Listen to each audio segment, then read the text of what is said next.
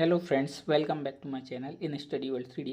Friend, आज का video आपके लिए काफ़ी इंपॉर्टेंट होने वाला है क्योंकि आज की वीडियो में हम बात करने वाले हैं जो आरआरबी टेक्नीशियन ग्रेड 3 की जो एग्ज़ाम हो रहे हैं उनसे रिलेटेड जो भी क्वेश्चंस आ रहे हैं एग्ज़ाम में, उसके बारे में हम डिस्कस करेंगे। और साथ ही साथ ये एग्ज़ाम का जो एनालिसिस करा रहे हैं, बिल्कुल 24 तारीख में जो 3rd शिफ्ट में क्वेश्चंस पूछे गए थे वही हम हूबहू आपको दिखाने जा रहे हैं। तो प्लीज़ इस वीडियो को बनाने का मकसद केवल ये है कि इससे रिलेटेड जो भी टॉपिक्स हैं आपके कवर हो जाएं। इस वीडियो में किसी प्रकार से एग्ज़ाम के रिगार्डिंग हम ये नहीं कहते हैं कि यही आएंगे क्वेश्चंस। आपको अपनी समझदारी से एनसीईआरटी को फॉलो करना है, लेकिन किस प्रकार से क्वेश्चंस आ रहे हैं आपको समझते चलना है। क्वेश्चंस काफ़ी ठीक हैं, लेकिन आप इन प्रकार के क्वेश्चंस को यदि कर लेते हैं तो आपको काफ़ी हेल्प मिलेगी एग्ज़ाम में। तो चलिए फ्रेंड्स, बिना किसी देरी के वीडियो स्टार्ट करते हैं। उससे पहले यदि आपने चैनल को सब्सक्राइब नहीं किया हो तो चैनल को सब्सक्राइब कर लें, और साथ ही साथ वीडियो पसंद आए तो लाइक कीजिएगा और शेयर कीजिएगा। तो फ्रेंड, यहाँ पर आपको बता दें, हम क्वेश्चंस को केवल पढ़कर आपको किस प्रकार से क्वेश्चंस के ऑप्शन थे उस प्रकार से बताएंगे, और हम इसे सॉल्व नहीं कराएंगे क्योंकि वीडियो काफ़ी लंबा हो जाएगा, क्योंकि हमें 40 क्वेश्चन डिस्कस करने हैं। सो प्लीज़ आप क्वेश्चंस को देखिए और उनके बारे में एनालिसिस करते चलिए। तो देखिए फ्रेंड्स, पहला क्वेश्चन है, निक्षेपण अभिक्रिया में निक्षेपण कौन सी अवस्था परिवर्तन के दौरान बनता है। इसमें मतलब इस प्रकार के ऑप्शन थे कि यदि सॉलिड से ठोस जो है वो द्रव में कन्वर्ट होता है, या गैस जो सॉलिड रूप में बन जाती है वही निक्षेपण होता है। तो इस प्रकार के ऑप्शन थे। तो अब आप समझ गए होंगे कि किस प्रकार की अवक्षेपण अभिक्रिया की बात कर रहा है।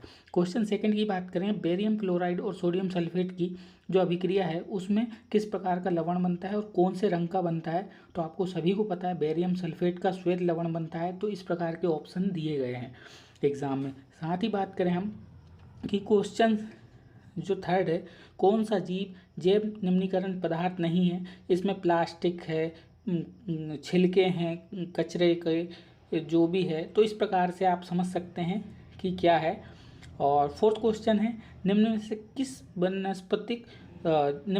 किस में वानस्पतिक प्रजनन नहीं होता। तो इस प्रकार जैसे गुलाब है, पपीता है, केला है, अंगूर है, इन सब ऐसे ऑप्शन थे। तो आपको ये आंसर में लगाना था। और राइजोपस में 5वां क्वेश्चन है, राइजोपस में पाई जाने वाली जो गोलाकार संरचना है उन्हें क्या कहा जाता है। तो फ्रेंड, आप सभी आई थिंक जानते होंगे कि जो राइजोपस में हाइफे के ऊपर, हाइफे वो डंडीनुमा एक संरचना होती है, लेकिन उसके ऊपर जो गोल आकृति होती है उसे हम स्पोरेंजिया कहते हैं। तो इस प्रकार से ये ऑप्शन में दिया गया था, जिसे बीजाणुधानी भी हिंदी में कहते हैं। बात करें 6th क्वेश्चन की, तो कौन सी धातु कम अभिक्रियाशील है, ये डायरेक्ट पूछा था। जैसे आयरन हो गई, कॉपर हो गई, लेड हो गई, जिंक हो गई। तो इनमें से आपको यदि सक्रियता श्रेणी पता है धातुओं की तो आप लगा देते।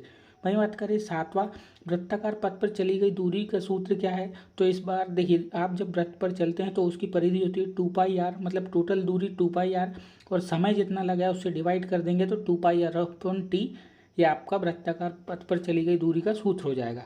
दर्पण का द्वारक होता है। तो देखिए फ्रेंड, 8वें क्वेश्चन में दर्पण का द्वारक आपको पता है, उसका जो व्यास होता है वही उसका द्वारक होता है, पर्चर। अभी हम ज़्यादा आपको नहीं समझा रहे हैं क्योंकि वीडियो लंबा हो जाएगा।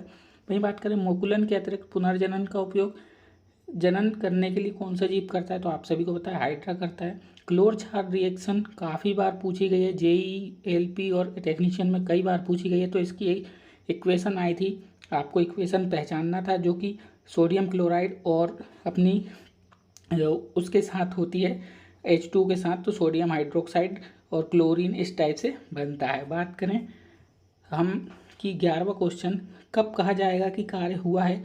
तो स्टेटमेंट बेस्ड क्वेश्चन था कि हम किसी पर बल लगा रहे हैं और वह विस्थापित हो जा रही है तो हम कहेंगे कार्य हुआ है, या हम बल लगा रहे हैं लेकिन उसमें कार्य नहीं हुआ है, उसमें कोई डिस्प्लेसमेंट नहीं हुआ तो कार्य होगा। तो इस प्रकार के स्टेटमेंट बेस्ड क्वेश्चन थे ऑप्शन में। अब वहीं बात करें हम 12th क्वेश्चन की, तो एक व्यक्ति जैसे पहाड़ को धकेलता है, ये पहाड़ हिलता भी नहीं है, तो क्या उसके द्वारा कार्य किया जाएगा। तो ऑप्शन जैसे देख लें हम कि ऑप्शन 0 कार्य किया गया, या ऋणात्मक कार्य किया गया, या धनात्मक कार्य किया गया। तो इस टाइप से क्वेश्चंस के ऑप्शन बने हुए थे।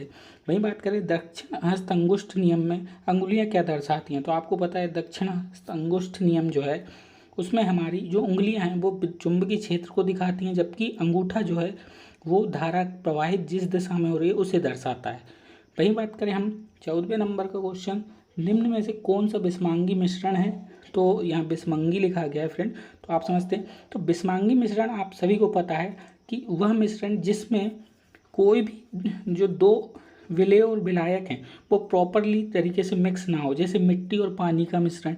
तो इसी प्रकार से बिस्मांगी मिश्रण का उदाहरण आया था, तो आप पहचान लाते हो उसे। वहीं बात करें, ऑप्शन हमें एग्जैक्ट याद नहीं है, लेकिन फ्रेंड हमें एग्जाम एनालिसिस करवाने से मतलब है कि आपको पता चल जाए। 15वां क्वेश्चन है, कौन सा स्थायी ऊतक बारे में गलत है। तो स्थायी ऊतक के बारे में जानकारी देनी थी, और इसमें था अंडाशय को गर्भाशय में कौन लाता है। तो देखिए फ्रेंड, अंडाशय फैलोपियन ट्यूब में होता है, तो वही फैलोपियन ट्यूब ही अंडाशय को लाती है गर्भाशय में जब वो निषेचित हो जाता है। अब वहीं बात करें 17वां क्वेश्चन, पौधे से जल के वाष्पोत्सर्जन के समय जाइलम मदद करता है या नहीं। तो फ्रेंड ऑप्शन थोड़े स्टेटमेंट बेस्ड थे, इसलिए याद नहीं है, इसलिए हमने इसको क्वेश्चन को इस प्रकार बनाया, लेकिन जाइलम फ्लोएम से रिलेटेड क्वेश्चन थे। वहीं बात करें 18वां क्वेश्चन, अम्ल एवं क्षारक की अभिक्रिया किस नाम से जानी जाती है। तो आपको पता है यह उदासीनी अभिक्रिया होती है, सीधे क्वेश्चन था। और थॉमसन का जो मॉडल था वो किस फल से की थी। तो तरबूज से की थी, और सिंपल सा प्रतिरोध से था कि यदि चालक की लंबाई दुगनी कर दे तो प्रतिरोध क्या हो जाएगा। तो प्रतिरोध भी दुगना ही हो जाएगा, R=ρ/LA से देखा जाए, ρ×LA से देखा जाए। वहीं बात करें, एक क्वेश्चन सिंपल सा था गुरुत्वाकर्षण से कि किसी वस्तु का भार पृथ्वी पर 60 न्यूटन है, तो चंद्रमा पर उसका भार कितना होगा। तो फ्रेंड सीधे W=mg से निकाल कर आप जो 1/6 कर देंगे तो सीधे 10 न्यूटन आंसर आ जाएगा। 22 क्वेश्चन है, ज्वार भाटा आता है वो चंद्र और सूर्य के बीच में किस बल के लगने की वजह से आता है। तो आप सभी को पता है गुरुत्वाकर्षण बल लगने के कारण आता है। जो प्रकृति में हमारे 4 बल होते हैं उन्हीं में से एक ये होता है। वहीं बात करें 23वां, वह कौन सा अंगक है जो प्रोटीन के संश्लेषण में सहायक होता है। तो आप सभी को पता है राइबोसोम होते हैं, तो वो प्रोटीन के संश्लेषण में सहायक होते हैं। ऑप्शन अलग अलग थे, लाइसोसोम, गोल्जी बॉडी, इस टाइप से। बात करें किस यौगिक में एकल बंध पाया जाता है। तो जैसे एथीन, मेथीन, एथेन, प्रोपेन, इस टाइप से दिए थे, आपको समझना था। 25वां, रसपेशी ग्राहक का क्या काम है। तो इसका काम है फ्रेंड स्वाद का पता लगाना, ऑप्शन में ये था तो आप कर देते। 26वां क्वेश्चन है, धातु जल से अभिक्रिया करके क्या बनाती है। तो आप सभी को पता है धातु ऑक्साइड बनाती है। और वहीं बात करें रदरफोर्ड ने अपना प्रयोग किस धातु पर किया था। तो वो सोने की धातु थी। 28वां क्वेश्चन है, वायु की उपस्थिति में कार्बन का जलना किस अभिक्रिया का उदाहरण है। तो पता है आपको कार्बन और ऑक्सीजन मिलेगी तो कॉम्बिनेशन अभिक्रिया होगी। साथ ही बात करें 29 बार सही मिलान कीजिए कोशिका अध्याय से था। तो फ्रेंड बात करें सही मिलान आपको करना था, केंद्रक का काम क्या है, लाइसोसोम का काम क्या है, कोशिका भित्ति का काम क्या है, इस टाइप से। वही बात करें 30वां क्वेश्चन, किसी वाहन में, यहाँ लिखना था, वाहन में ब्रेक लगाने पर उसे में ऋणात्मक त्वरण उत्पन्न होता है, उसे क्या कहा जाएगा। तो आप सभी को पता है ऋणात्मक त्वरण हमारा मंदन कहलाता है। तो फ्रेंड वीडियो यदि पसंद आ रही हो तो प्लीज़ वीडियो को लाइक कीजिएगा, शेयर कीजिएगा और चैनल को सब्सक्राइब करना नहीं भूलिएगा। आप सभी के लिए हम वीडियो बना रहे हैं, इससे आपको काफ़ी एग्जाम में मदद मिलेगी। साथ ही बात करते हैं अब 31 की, सोडियम का परमाणु भार सीधे पूछ लिया था, तो जो कि 23 यूनिट होता है, या AMU कह लो इसे। बात करें 32वां क्वेश्चन, किसी जीव के निकेत के अचानक उग्र परिवर्तन होने पर उस जीव की समष्टि को अस्तित्व में बनाए रखने के लिए क्या जरूरी है। प्रजनन जरूरी है, एवोल्यूशन जरूरी है, या अपना उत्परिवर्तन जरूरी है, या अपना ये कह लो विविधता जरूरी है। ये इस प्रकार से क्वेश्चन थे, तो आप बताना इसका आंसर 32वें का क्या होगा। 33 की बात करें, फ्लेमिंग के दाएं हाथ में नियम में मध्य वाली उंगली क्या बताती है। तो फ्रेंड यहाँ पर प्रेरित विद्युत धारा बताती है, इस टाइप से ऑप्शन में था। 34वां है, परिनालिका के से उत्पन्न चुंबकीय क्षेत्र किसकी भांति कार्य करता है। तो यह एक तरह से जो क्षण चुंबक में मैग्नेटिक फील्ड होता है उसी प्रकार से ये कार्य करता है। वहीं बात करें स्नेल का नियम से क्वेश्चन था कि अपवर्तनांक यही तीनों एको तल में होते हैं या नहीं, स्टेटमेंट बेस्ड था, तो आप समझ सकते हैं इससे हम क्या बताना चाहते हैं। अपवर्तनांक किसका अनुपात होता है, मतलब माध्यम में प्रकाश की चाल और किस प्रकाश की चाल, जैसे μ/c/λ होता है, उससे आप देख सकते हैं। 37 में कौन सा ऊतक स्थायी ऊतक नहीं है। तो उदाहरण दिए थे पैरेन्काइमा, स्टेलेन्काइमा और जाइलम फ्लोएम, इस टाइप से। ओजोन परत हानिकारक है या नहीं, स्टेटमेंट बेस्ड क्वेश्चन था। और उल्टी आना, रक्तचाप आना कितना कौन नियंत्रित करता है। तो फ्रेंड मेडुला ऑब्लिंगेटा करता है। आई होप आपको सभी ये क्वेश्चन पसंद आए होंगे। तो प्लीज़ वीडियो को लाइक कीजिएगा, शेयर कीजिएगा, चैनल को सब्सक्राइब किए बिना मत जाइएगा। फ्रेंड हमने थोड़ा वीडियो में बहुत जल्दबाजी की है बोलने में। फ्रेंड कुछ यदि गलत बुलवाया गया हो तो उसके लिए माफ़ी चाहेंगे, लेकिन क्वेश्चंस हमारा टारगेट था आपको बताना। तो आई होप आपको वीडियो पसंद आई होगी। वीडियो पसंद आए तो ज़्यादा से ज़्यादा शेयर कीजिएगा और साथ ही साथ अपने NCERT को फॉलो करते रहिएगा। आपका पेपर अच्छा होगा। Best of luck friends.